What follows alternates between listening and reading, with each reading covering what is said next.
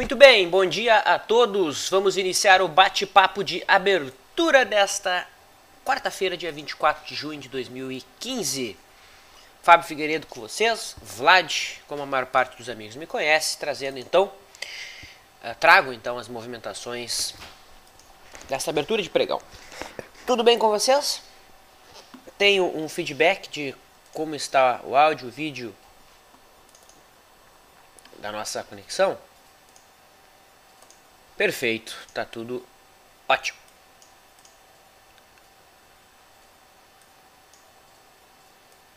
Ok. Maravilha, então os amigos aí estão chegando, tomando seus lugares. Beleza, sejam todos muito bem-vindos. Na tela, então, o índice futuro, que abre em gap de alta, vai formando aí o que nós chamamos de primeiro movimento, né? Após a pressão de venda relevante que aconteceu no final do pregão no dia de ontem. Ontem, no candle que fechou às 5 horas, né, chegamos a ter um trade pelo setup 2, setup de romper de linha d'água. A gente resolveu não fazer esse trade, que faltava só uma hora de pregão, mas quem eventualmente montou essa operação, o mercado chegou a atingir a realização parcial. A gente não oficializou isso como entrada, então fica só como ilustração. Como eu disse, abertura em gap de alta, o mercado forma o primeiro movimento, trades na compra poderão ser assumidos assim que o primeiro movimento for finalizado. Trades na venda, que inclusive estão a favor do viés no intraday, se dão com o mercado rompendo a linha d'água para baixo. É interessante colocar que o Ibovespa ontem, né, tocou aí pela terceira vez nos últimos dias a resistência em 54.330. Então o mercado seguindo exatamente o script que foi denotado no começo do mês, né, no Visão LS, onde a gente colocou que junho costuma ser o mês com a menor volatilidade do ano do ponto de vista estatístico, e isso vem se comprovando, né, um mercado bem lateral com volatilidade bastante baixa, tá? Deixa eu achar aqui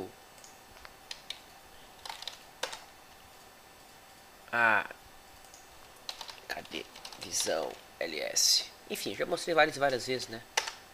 Que aqui eu tenho o vídeo só do Visão de Maio, tá? Então, vou largar aqui para quem quiser assistir. Quem ainda não assistiu, né? Foi um vídeo bem legal e ali a gente comenta os argumentos estatísticos da diminuição da volatilidade histórica do Ibovespa e que esse movimento se dá de acordo com o esperado. Bom, dólar futuro estável nessa manhã, acionando venda, né, pelo diário. Máxima de ontem acima das últimas duas, com a média virada para baixo. Esse aqui é o Dave Landry, um dos modelos tradicionais aí de trade de correção, né, de tendência, né, onde os trades são assumidos em correções bem breves, correções curtas que o mercado faz, tá? Quem quiser fazer essa venda tem entrada exatamente na mínima de ontem, ou seja, já foi acionado, e o stop fica na máxima de ontem, pega o alvo, projeta para baixo como risco. Então o cara assume aqui 42 pontos para buscar 42 pontos de alvo de realização parcial no mínimo, tá? Lembrando que 42 pontos no mini dólar, tá, equivale a R$420, tá? 42 pontos vezes 10. A margem necessária fica em torno de R$5.000 para essa operação por contrato. No intraday, temos o mini dólar abrindo em gap de baixa. O mercado rompe a linha da água e aqui nós temos já a formação do que a gente denomina como primeiro movimento exótico, que será acionado e tomado como trade se o mercado romper a máxima do dia, tá? Se o mercado passar para baixo da linha d'água, temos a configuração de um dia Search and Destroy, aquele dia em que a gente evita operações no intraday. Chamo a atenção para a atual sincronia do dólar e do índice futuro no intraday. Percebam aqui a movimentação.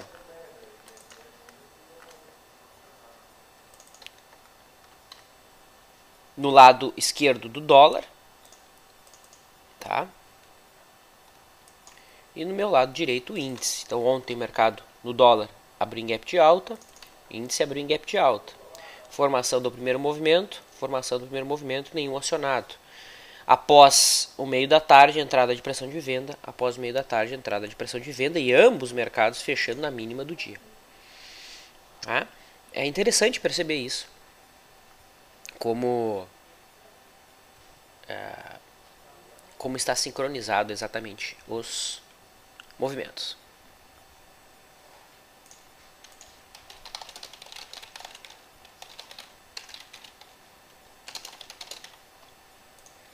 Muito bem. Índice e dólar comentado. Vamos rapidamente aqui para as commodities. O milho em alta. Quem tem operação com a média móvel de 9 já consegue eventualmente fazer a realização parcial. Tá? PGI V15 sentindo a média de 9 no diário como resistência. O rompimento dela para cima pode chamar compra. Tá? O boi que testou aqui uma linha de referência no canal de baixo. Não atingiu a média principal, que é a média móvel de 21. E basicamente é isso. Os principais papéis aí iniciam suas negociações. Posições que temos em aberto. Então temos uma posição aberta na TIMP. Essa posição foi feita aqui no dia 18. O papel toca a zona planejada de segunda entrada. Caso um candle branco hoje aí seja formada, assumiremos novo risco nesse patamar de preço. Uma outra posição que temos em aberto é MYPK, né? Não é MYPK, é MPL3. Então, minha memória aqui não funcionou. Deixa eu ter que conferir aqui as minhas planilhas e dados. RADL3. Tá? Papel que foi feita a entrada no dia 22. Posição continua em aberto. E pelo método Leandro, esses são os trades. TIMP e RADL3. Tá? E pelo método Stormer FR2, o trade que a posição é o GPA. Inclusive, percebam, ontem o alvo estava em 69,17, hoje o alvo 68,96. Tá? Que é a máxima dos dois últimos pregões. Principais papéis então aí comentados, a gente pode iniciar a interação. E eu começo respondendo aqui a questão do Ivo, né? Ele pediu quais são os contratos do boi que são operados. Não são todos os vencimentos que têm liquidez, correto? Correto, Ivo. Então, olha só. O boi, assim como o milho, tá? O contrato mais próximo não necessariamente é o mais líquido. Tá? Por exemplo, nós temos o contrato do boi, BGI N15, que é o contrato que vence em julho. Percebam que esse contrato não teve nem negócio hoje. E é o contrato mais próximo. É o contrato de julho. Na verdade tem o BGI-M, né? Que é o contrato que vence em junho. E esse contrato também não teve nenhum negócio. Tá? Então eu tenho que verificar qual é o contrato mais líquido para eu estar montando posição e não necessariamente o mais próximo. O M é o contrato junho, não tem liquidez nenhuma. O julho também não tem liquidez nenhuma. BGI Q, que é o contrato agosto, também não tem nenhum negócio. Tá? BGI U, que é o contrato setembro, hoje não teve também nenhum negócio. Então vamos para o V, que é o contrato outubro. E aqui a gente verifica 60 negócios. Opa, é aqui que eu tenho que me focar. Tá? No boi, os contratos mais líquidos do ano costumam ser os meses de maio e outubro. Costumam ser os mais líquidos, mas não necessariamente. Então a dica é, vai vendo de contrato em contrato e foca as operações naquele que está mais líquido. Atualmente, o V, que é o que vence em outubro. Ok? Cheguei agora, diz a Edna. Estamos começando, Edna, então pode ficar tranquila. Você pode comentar a Vale 5 para a compra de ação e venda coberta? Claro. A Vale 5 é um papel interessante para a estratégia, porque ela está de lado. Tá? Gerou sim operação dentro da nossa abordagem nos últimos pregões. Tá? Gerou uma posição aqui no dia... Aqui, quem conhece e assistiu o treinamento lá das operações de taxa, né? Gerou uma operação no dia 16, tá? E nova operação no dia 22. Tá? Então, duas operações de taxa possíveis. Eu costumo montar operações de taxa, né, com opções que tenham o seu delta acima de 70. Tá? Então, nessa ocasião, a opção que teria delta acima de 70 seria aqui acima de G66, ou G66, G46 ou G16. Aí tem que ver qual dessas daqui oferece uma taxa apropriada. Eu costumo dizer que uma taxa apropriada é aquela que me paga mais de 3 vezes o CDI do período. Tá? Então, é assim que eu costumo identificar o que é uma boa taxa para opções com o delta acima de 70. Vamos pegar um exemplo. Vamos pegar aqui a Vale G16. Tá? Então, deixa eu abrir aqui as minhas ferramentas. Então, deixa eu botar aqui a calculadora, né?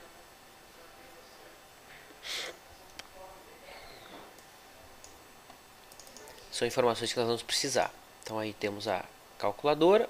E eu vou precisar também do site da CETIP para eu ver a taxa de juros, né, do ano e fazer meus cálculos e identificar qual é a taxa interessante. Então, olha só. Vamos supor que eu escolha a Vale G16. Tá? A Vale G16. Eu vou ensinar vocês a calcular, mas tem uma planilha no site que faz isso, tá, pessoal?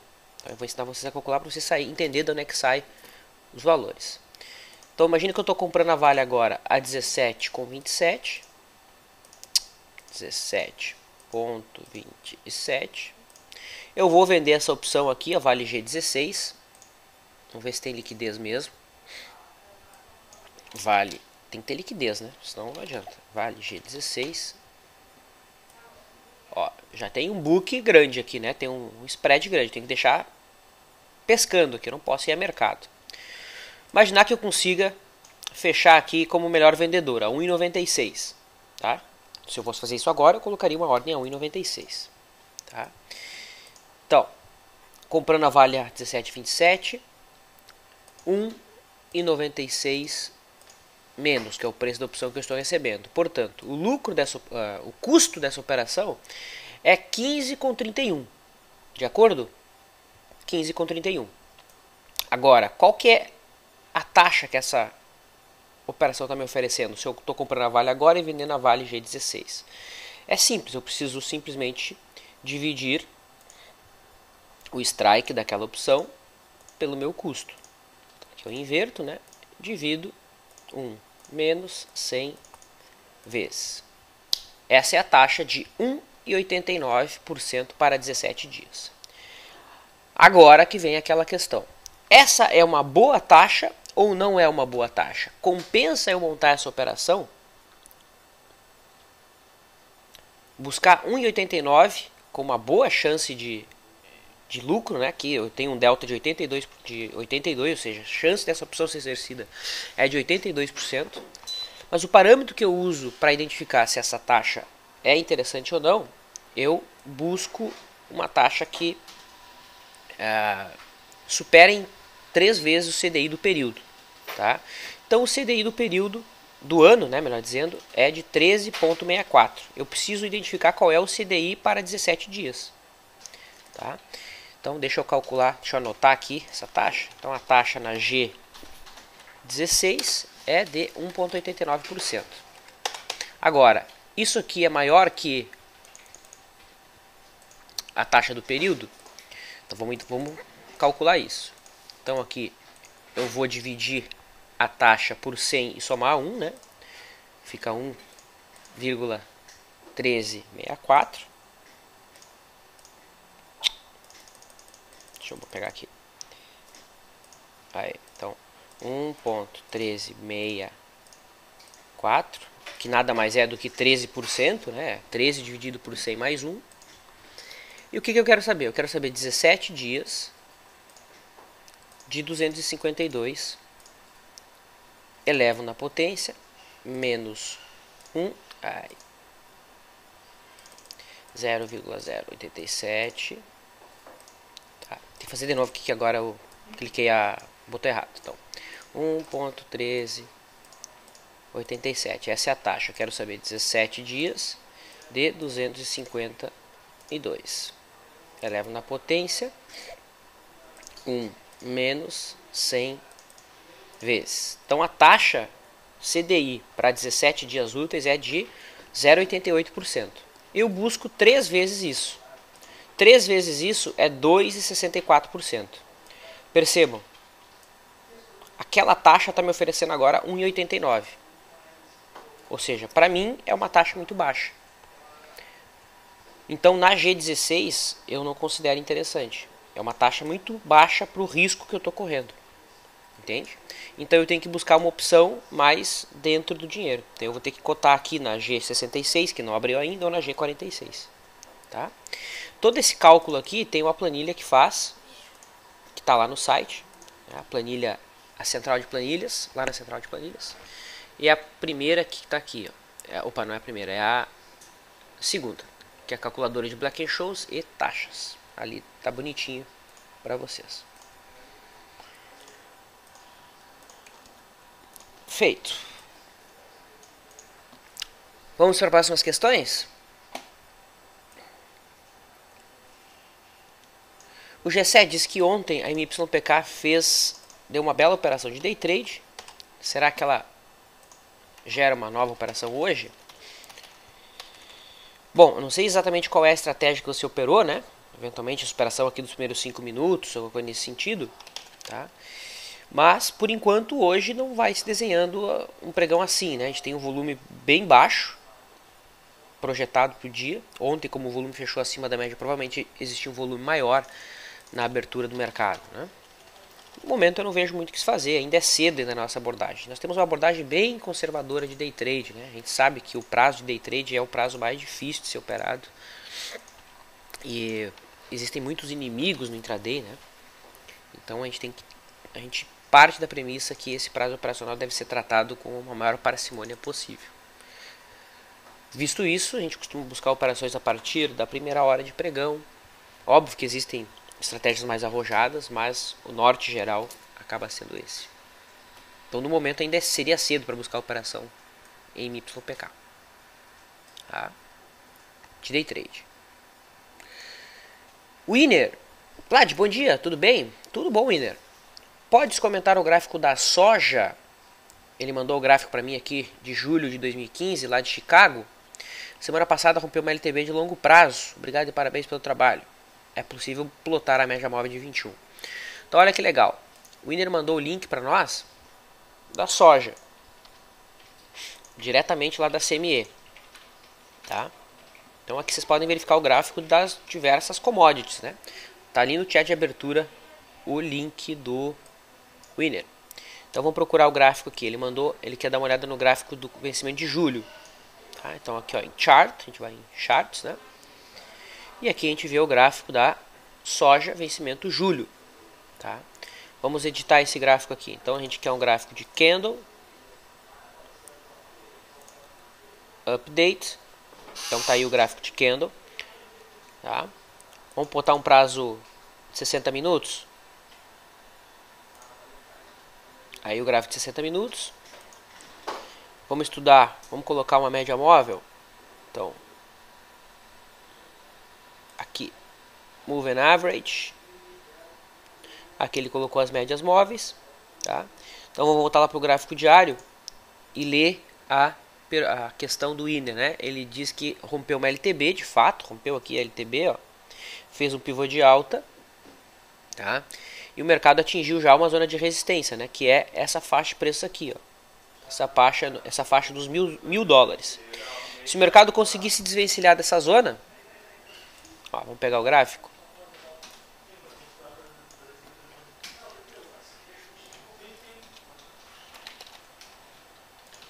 Então essa é a beleza da análise técnica. A gente consegue em poucos minutos identificar qual seria o movimento dos preços. Ó, então aqui está o gráfico. A zona de resistência é essa aqui, né?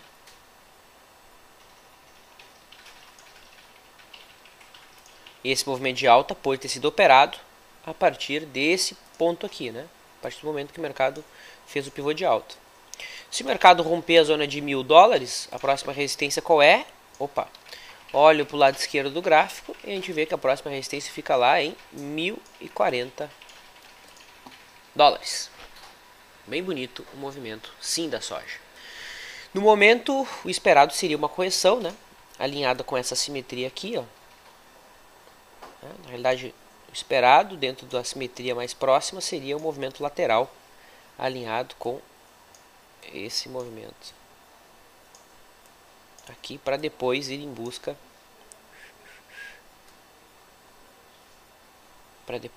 lá da zona de $1.040. Então esse aí seria o movimento esperado. Bem bonito o gráfico, sim. Obrigado aí por mandar o link pra gente. Bom, Marfrig ainda tem espaço para subir? Vai até quando? Bom, Marfrig, próxima resistência no diário fica em 6,23. Então não há resistência no diário, tá? Só lá que eu vejo resistência de Marfrig. O problema é montar a operação agora, né? O mercado já vem de vários dias de alta consecutivo, né? Subiu nada mais nada menos do que 50% em 10 dias, tá? Então montar a posição agora realmente fica difícil. Para isso, para quem tem tempo e é mais ousado, baixar o prazo operacional pode ser uma alternativa. Ontem a gente teve um day trade bonito aqui na Marfrig, um power breakout acionado lá por volta das 3 horas. Hoje o mercado abre em gap de alta e vai ganhando estrutura para operações de day trade dentro da nossa abordagem. Tá? Então fica de olho na Marfrig, que está interessante sim.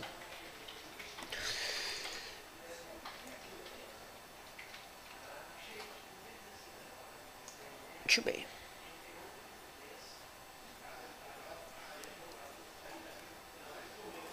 Rapt 4, poderia estar fazendo um fundo duplo? Diz o Ferce Ramos. Bom, fundo duplo ele é muitas vezes confundido com uma outra figura, né, um outro padrão, que recebe o nome de fundo reflexo. Tá? Então, fundo reflexo é uma coisa e fundo duplo é outra. Tá? O fundo duplo, vamos botar aqui no Paint, e aqui que vem grande parte da confusão, né? Então, vamos lá, o mercado vem numa tendência de baixa, tá? Renova suas mínimas, faz um movimento de alta. A expectativa aqui dos players é que o mercado faça um novo zigue-zague, tá? Mas o mercado consegue montar um fundo aqui nesse ponto. Muita gente acha, tá? Acredita que nesse ponto aqui está sendo formado um fundo duplo. Isso aqui não é um fundo duplo, tá? Esse aqui é o fundo reflexo, tá? Esse aqui é o fundo reflexo. O fundo duplo é o padrão que reverte a tendência. E o padrão que reflete a tendência se dá somente se o mercado rompe o topinho prévio, ou seja, se eu tenho a abertura de uma simetria em W. Tá? Então, o fundo duplo, de fato, ele se dá aqui, somente se o mercado rompe o topo em questão, o topo anterior. Tá? Então, é a partir daqui que o fundo duplo é acionado. De acordo? Então, aqui é fundo duplo, isso aqui é fundo reflexo, certo? Aqui o alvo é ficar posicionado seguindo a tendência. O fundo reflexo, o alvo é algum retorno à média. Então são objetivos diferentes, são estruturas de trade completamente diferentes. E é importante ter isso bem denominado para muitas vezes comprar aqui nesse ponto, o mercado faz um breve movimento de alta e retoma a tendência de baixa. E o cara vai dizer, esse fundo duplo falhou. Não, ele nem era um fundo duplo, era um fundo reflexo, que o objetivo é só um retorno à média. E aqui, na Rapt, esse é o cenário. A expectativa é de algum retorno à média. Esse aqui é o fundo reflexo. Tá? Em conjunto aqui com a mínima do ano. Percebam, no semanal fica mais claro, né? Bem mais claro.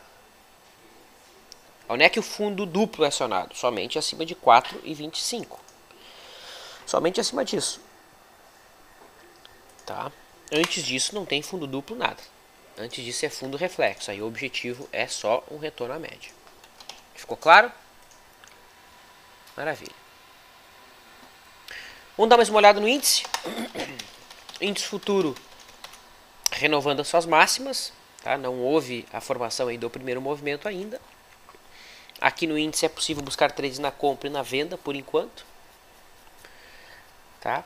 Mas na compra ainda o cenário não está 100%. Na venda, se o mercado perder a linha d'água, é possível sim trabalhar. Já o dólar já tem primeiro movimento operável, acima da máxima do dia. Abaixo da linha d'água não há trade, porque o mercado abriu abaixo dela, passou para cima. Então se passar para baixo de novo, vira o dia Search and Destroy. Dá uma olhada nos destaques, quem é que está se movimentando aí hoje pela manhã. Papéis mais líquidos, né? Então a Marfrig seguindo em alta, volumão projetado. Então é um papel para se observar sim no intraday. Quem é mais ousado aqui já pode até buscar operações para o gráfico de 5 minutos. Já marca lá a máxima do dia, se romper 5,90 já tem trade nos 5 minutos. Hoje o mercado está bem líquido. Tá? É um papel que vale a pena monitorar para o dia, por conta do volume projetado. É o papel que mais me interessa para day trade por enquanto. Tá? Quem mais? Rapt 4 no diário, estacionando o fundo reflexo. Petro 4, volume projetado bem forte hoje. Então também um cenário propício para se buscar operação de intraday. Tá? Abaixo da linha da água do dia, ou aqui nos 5 minutos já há cenário de trade acima da máxima do dia. Vale 5, nada demais, dentro de congestão, volume nada expressivo. E do ponto de vista na venda, nenhum papel. BTOW. Tá? BTOW indo em busca do suporte mais próximo que a faixa dos R$21. Tá? A gente até comentou ontem esse papel que tinha muita chance de seguir em queda, mas que não valia a pena tomar o risco por conta de vários dias o mercado está na mesma direção. Né? Aí fica difícil. Mas para um prazo maior, a gente até colocou que é um stop acima dos 24,50 e um alvo lá na zona dos 16,20 seria, sim, um trade tecnicamente correto. Então, basicamente é isso. Tá? Vamos ficar de olho no índice futuro. Qualquer dúvida é só me chamar no LS Live.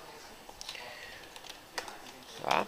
Por enquanto, apenas aí com os alarmes setados. Eu me despeço, deixo um abraço, convido vocês todos para nos acompanhar no LS Live. Tá? Transmissão em vídeo daqui a alguns momentos. Um abraço e ótima quarta-feira.